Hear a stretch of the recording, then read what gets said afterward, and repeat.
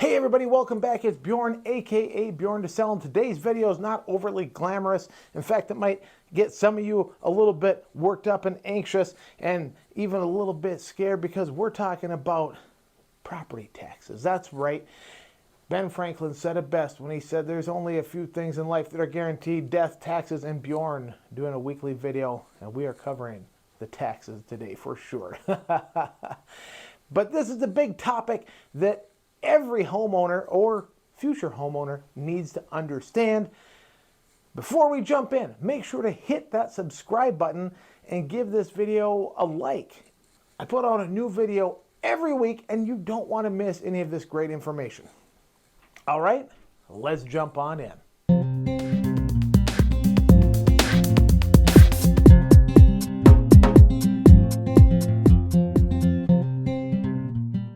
Now, before I get too carried away, of course, I've got to give you that great legal disclaimer so I don't get myself in trouble. I'm not a tax professional.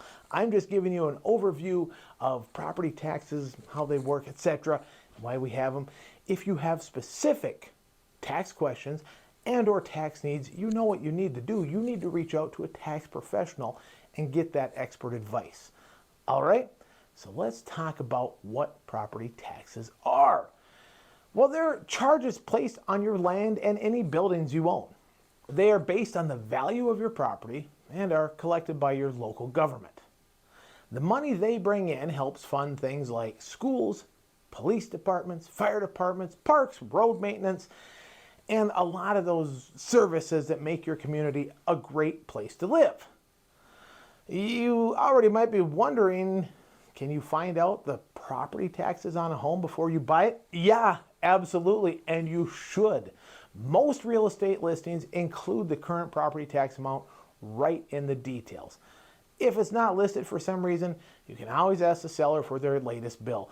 And you can check with the county assessor's office online to make sure everything is, in fact, accurate. One thing to remember, though, the taxes you see right now might not stay the same after you buy. People are learning that. In many cases, the county will reassess the property after it sells, and that could change the value they use to calculate the taxes going forward. Understand that. Now, let's talk about how property taxes are actually calculated. It comes down kind of to two numbers.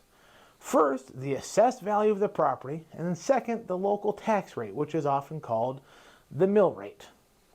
The assessed value, usually a percentage of what the government thinks your property is worth, is based on its condition, recent sales, improvements you've made, and market conditions in your area.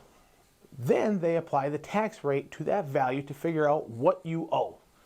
For example, let's say your home has an assessed value of $200,000 and the local mill rate is 0.005. Multiply those together and you'd owe about $1,000 a year in property taxes. Of course, that's just a very simple example. Every county and city around Minnesota has different rates, and they can change from year to year. And here's a question that I get quite often. Is there ways to lower your property taxes? Well, in Minnesota, yes, there kind of is, right? There are programs like the homestead exemption, which can reduce the taxable value of your primary residence. There are also special programs for seniors, veterans, individuals with disabilities, and surviving spouses. Each program has its own rules and eligibility and may need to be applied for separately. This is where it becomes really important to talk to that qualified tax professional like I mentioned before. They can walk you through what you might qualify for and help you file the right paperwork. How do you actually pay your property taxes? Most of the time, it's through an escrow account with your mortgage. Each month, a portion of your monthly mortgage payment goes into escrow, and your lender uses that money to pay the property taxes when they come due. Some homeowners, well, they choose to pay directly instead of using escrow, but that depends on your mortgage setup and your lender requirements. Property taxes are reassessed quite frequently here in Minnesota, and if you make improvements like finishing a basement, adding a deck, building a garage, well, that's going to increase the value of your home which may increase your property tax amount. Changes in the community, like, well, a new school or major road improvements, can impact your assessment even if you have not done anything to your home. If you ever think the county has assessed your property too high, you do have the right to an appeal. You would need to follow your local county's formal process and request a second evaluation. Just know that appeals usually have a deadline each year, so if that's on your mind, don't hesitate, don't wait and miss out on that opportunity. Also keep in mind that if you appeal, the county could either lower or, in theory, they could go up depending on what they find.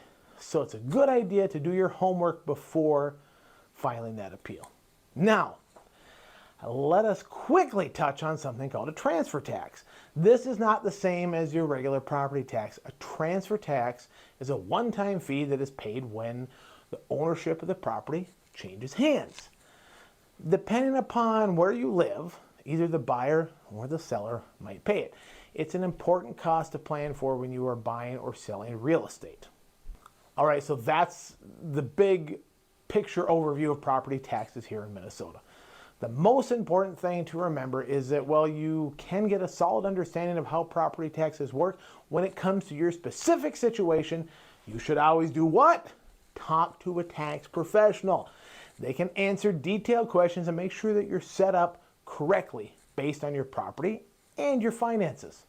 Hey, now, if you found this video helpful, make sure you hit that like button and subscribe to the channel so you don't miss any information. And maybe you know somebody who is looking to buy or sell or just wants to increase their knowledge of real estate here in Minnesota.